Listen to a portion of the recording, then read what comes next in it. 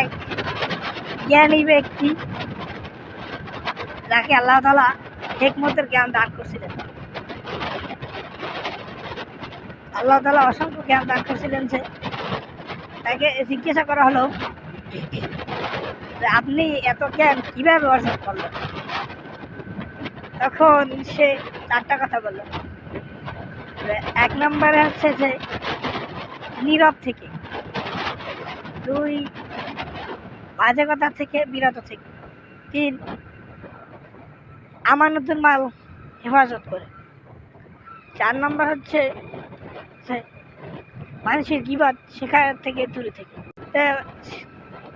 আল্লাহ তাআলা এই ব্যক্তি এত জ্ঞান দান করেছিলেন, তার নামে আল্লাহ তাআলা কোরআনে একটা সূরা নাযিল করেছিলেন, লুকমান হাকিমের অসংখ্য জ্ঞান দান করছিলেন। প্রসিদ্ধ একটি ঘটনা রয়েছে তার ব্যাপারে। বকরি দিলেন এবং বললেন এই বকরি সবচেয়ে নিকৃষ্ট 2টা জিনিস কেটে নিয়ে আসে। সেই ব্যক্তি বললেন 2টি টুকরা কেটে নিয়ে আনার জন্য। তখন 2টি টুকরো কেটে নিয়ে আসলেন, একটা হচ্ছে জিহ্বা আর একটা হচ্ছে হৃৎপিণ্ড। পরে কিছুদিন পর তাকে আবার এই গুরুত্বপূর্ণ 2টা জিনিস কেটে নিয়ে আসার জন্য বললেন। তখন তিনি ওই আগের মতো সেই 2টো জিনিসই কেটে আবার নিয়ে আসলেন।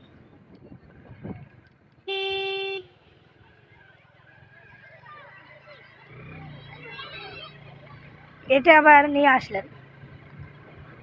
তারপর মালিক জিজ্ঞেস করলেন যে তুমি পুনরায় আবার সেই জিহ্বা এবং হৃৎপিণ্ড নিয়ে আসলে, এর কারণ? তখন সে বললে মানুষ এই জিহ্বা আর হৃৎপিণ্ড যার ভালো, সে সকল বাজে কথা থেকে বিরত থাকে। কাজেই আমাদের এই হৃৎপিণ্ড এবং জিহ্বা যদি আমরা ভালো রাখতে পারি, অনেক কিছু আশা করা যায়।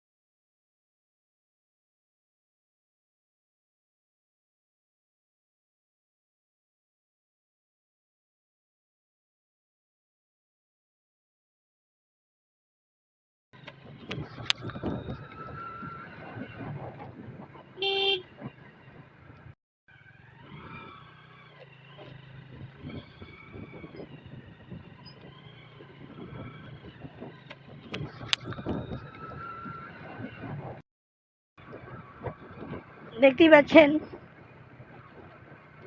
একটি সুন্দর দৃশ্য, নদীর পার। এখানে আসলে আমার প্রায় ভালো লাগে, কাজেই তাই আপনাদেরকে দেখানোর জন্য চলে আসলাম। সমুদ্রের পাড়ে এসে অনেক আনন্দ, কারণ এই সমুদ্র পানি দেখবেন আপনি বিশাল আকারে গর্জন করতে করতে আসে। সে এসে আপনার পাওকে ধুয়ে দিয়ে যাবে। উপকূলীয় অঞ্চল আমাদের বাংলাদেশ, পৃথিবীর এক শেষ প্রান্ত বাংলাদেশ। আমরা রয়েছি বাংলাদেশে একেবারে দক্ষিণ অঞ্চলে। দেখতেই পাচ্ছেন কি সুন্দর দৃশ্য। অনেকে প্রেমিকা নিয়ে এই জায়গায় আসে এবং বিবাহ বাচ্চা নিয়েও আসে, যার যা রুচি মতো সে সেই রকম। কারণ এ জায়গায় আসলে মানুষের মন ভালো হয় এবং অনেক দুঃখ ঝরে যায়।